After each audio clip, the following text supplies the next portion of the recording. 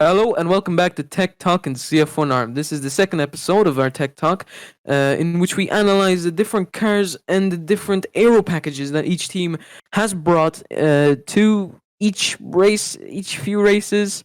So I guess we could start off with comparing the RCR and Alpine aero. Now, MFR recently rebranded to Alpine, and we analyzed them in the last episode. And as you can see in this photo, they had that same nose design as Koenigsegg we're testing in Melbourne. And that nose hasn't changed. However, one thing that has changed has been the barge boards. Now, the barge boards are a lot similar to the RCRs. And as we know, RCR is a really high speed car. It doesn't really do well on high downforce circuits like Hungary, for example, where they didn't even finish with two cars. Same with the Koenigsegg's. So clearly, there's a huge comparison here between maybe going quick and going into a wall versus losing a lot of downforce and not being able to come back in the race. But you can see how Alpine have taken that exact same aero design and just slapped it on the car. And maybe they're testing something here with the aero, maybe making it channel through to the floor better. But we might never know. This is really confusing us here at Tech Talk because realistically it shouldn't work, and it clearly isn't, as both cars didn't show up today, and they're basically struggling in the points as well. So maybe this isn't the way to go for them. Maybe the air needs to be channeled better around the maybe should be channeled better around the side pod area. Maybe they should go for a more Koenigsegg approach. However, that would also throw off the car because the Koenigsegg aero is designed specifically for their car, as we've been told by the team principal and the engineers of Koenigsegg. Now, another bit in Hungary that we noticed as well was how the no aero cars were doing so well. And by no aero, I obviously mean the no nose or the no barge board or literally nothing. It's literally just the base car that you get with a chassis put in.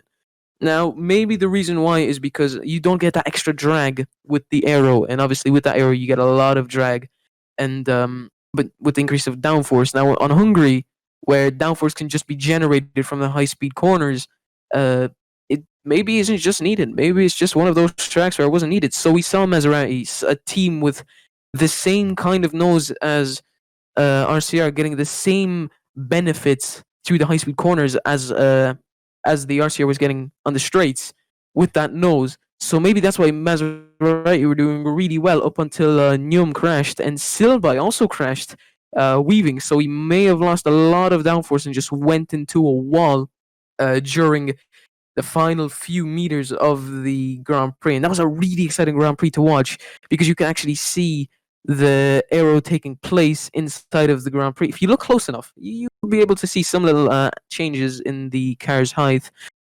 and you can see how differently it handles throughout some corners. Now, another team that also has been truly shocking is one with no drivers, actually, Renault.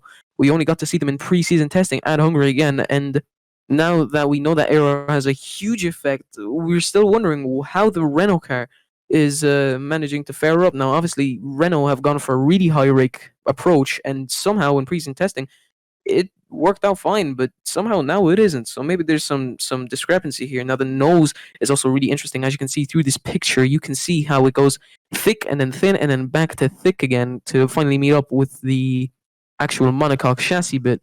Now the theory is you can see that on the Koenigsegg and on the MFR nose, it goes in slightly. There's two little notch-like bits on the inside of the nose, and you can see in this picture, you can see how it goes in and then goes back out, and maybe it's trying to magnify that effect. Maybe that there's some benefit within that, maybe a downforce increase. Again, it is possible that on a high speed straight that could give you a lot of downforce since the air is moving. It's like a current almost.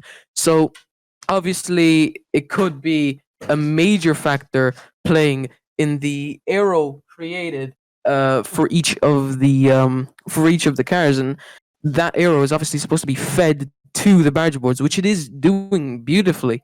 You can see how the barge boards are shaped out here, and then airflow from underneath that nose is done perfectly. So maybe that has a huge factor to play inside of the car. And you can really see no floor aero could massively hinder the car thanks to the huge rake that the car possesses. Um, so yeah, so that's basically it for Hungary and for Zandvoort. So you can see the Alpine copying the RCR aero, which we still need to know if it is legal.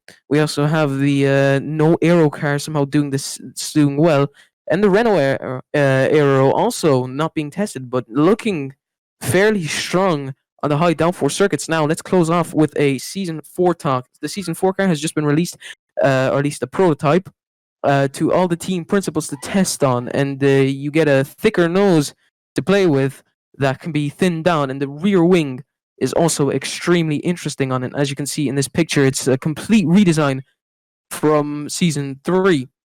Now it'll be interesting to see what kind of teams, what teams will kind of come up with, since the thick nose is actually proving to be quite aerodynamic, and under the right circumstances could actually prove beneficial to some teams. Now that was it for Tech Talk. So yeah, that's basically it.